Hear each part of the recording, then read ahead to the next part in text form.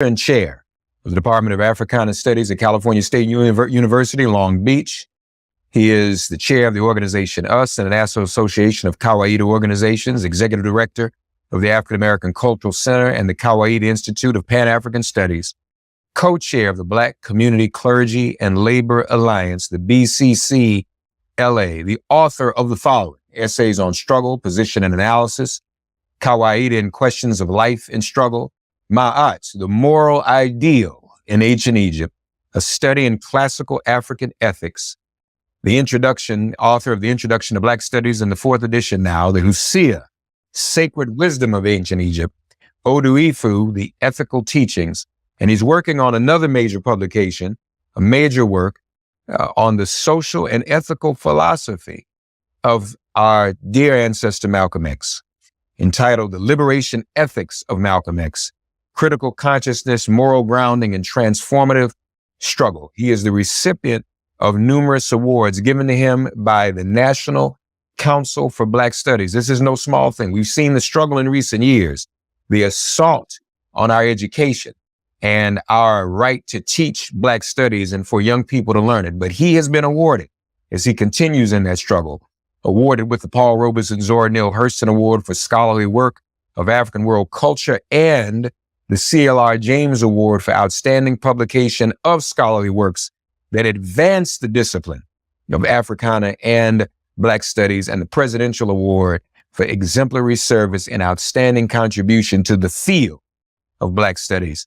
And he's also the author of the definitive work by Dr. Molefi Asante himself entitled Maulana Karenga, an Intellectual Portrait. But he is here this week as the creator of the Pan-African culture holiday celebrated by millions around the world, Kwanzaa, and the Nguzo Saba, the 7 principles. That's what Nguzo Saba means. And he's also authored the authoritative text entitled Kwanzaa, a celebration of family, community, and culture. We say, what's the news, Habari Gani, on this day of UJAMAA.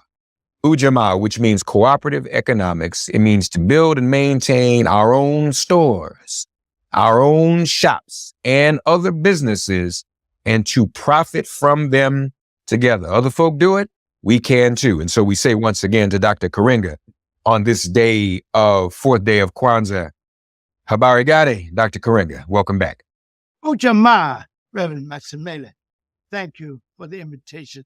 I'm always honored to come and share with you and your audience these beautiful principles that have been embraced by millions of Africans all over the world, throughout the world African community. One quick note, you said that I authored the book on me, but you meant Molefi Asante, Dr. Molefi Asante authored the book on Maulana Karenga, an Intellectual Portrait. All right.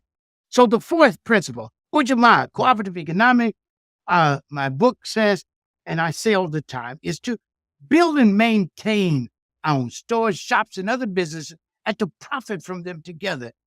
This is the compelling call to practice the principle of shared work and shared wealth in the world. Think about that, shared work and shared wealth in the world. It begins with a call to build and maintain economic institutions, and by extension, engage in economic practices that address our needs and aspirations and represent our best values, Black people, our best values. And certainly the central value here are cooperation for common good and the collective sharing of that good. Again, the central values here are cooperation for common good and the collective sharing of that good. Now, the model which Kwanzaa raises and then Nguzo Saba teaches in this principle is the harvest, right? And in the whole of 7 principles, this is the harvest becomes the model and message. To harvest good, we plan together and then plant together the promising fields of our life and future together. We cultivate them together with love and care. We harvest them together with hope and anticipation of abundance. We joyfully share the good we have created, and we conscientiously set aside seeds of good for the future. That's the harvest, right? We plan together, we cultivate together, we harvest together, we share together, and yet we think of the future, setting aside seeds of good for the future. The ancient text said, I did good for my city. I did good for my family and my community because I knew those good deeds would be a storehouse from which young people would later benefit and they could draw from. Moreover, the principle of UJAMAA speaks to a sense of kinship, right? You know, and Mwalimu Nyerere said, I could have used no socialistic, but I wanted to use an African concept for African socialism, right? For cooperative economics. So he took the word family and made UJAMAA out of it, familyhood, doing economics as if we were a family. The principle of UJAMAA speaks to a sense of kinship. We must feel for each other and the world. So the root word is UJAMAA, it's Jamaa, which means family.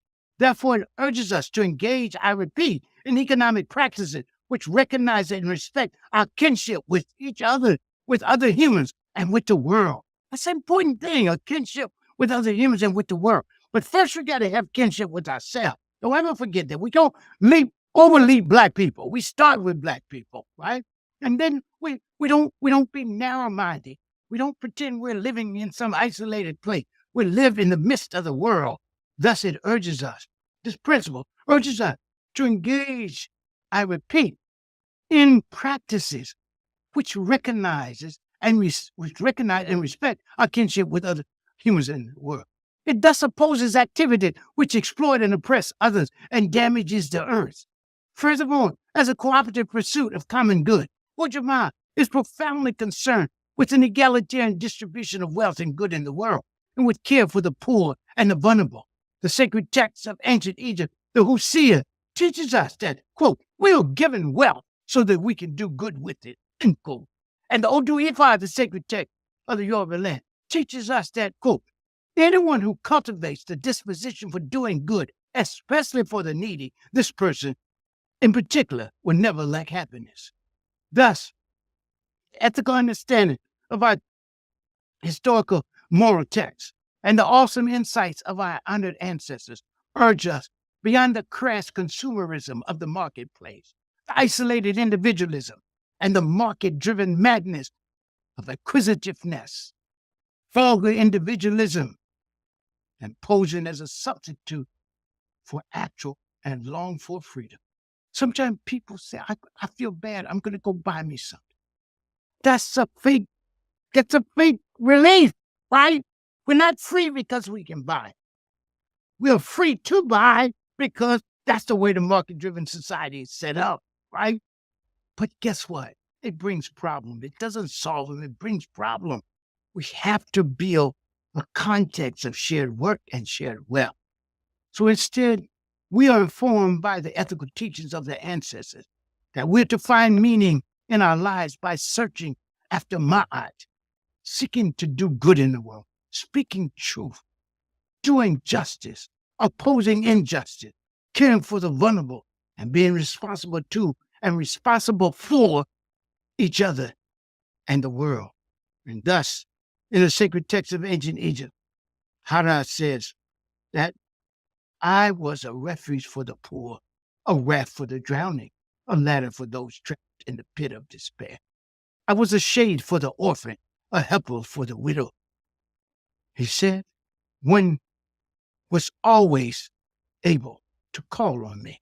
I'm one who speaks for the wretched, an assister in fortune, and aids the oppressed by excellent service and deeds. And he finally said, I gave food to the hungry, clothes to the naked. And I'm one who removes pain and suppresses wrongdoing, and who sustains the aged and eliminates the need of the have-nots. And then he concludes, said, my reward for this is being remembered for my virtue forever and ever. That is to say, for the good I've done and attempted in the world. That is what we struggle for, a world where everyone can share good, where everybody has a right and access to a life of dignity and decency, food, clothing, pure water, right? Can you imagine that's pure water? Health, housing, education, and even recreation.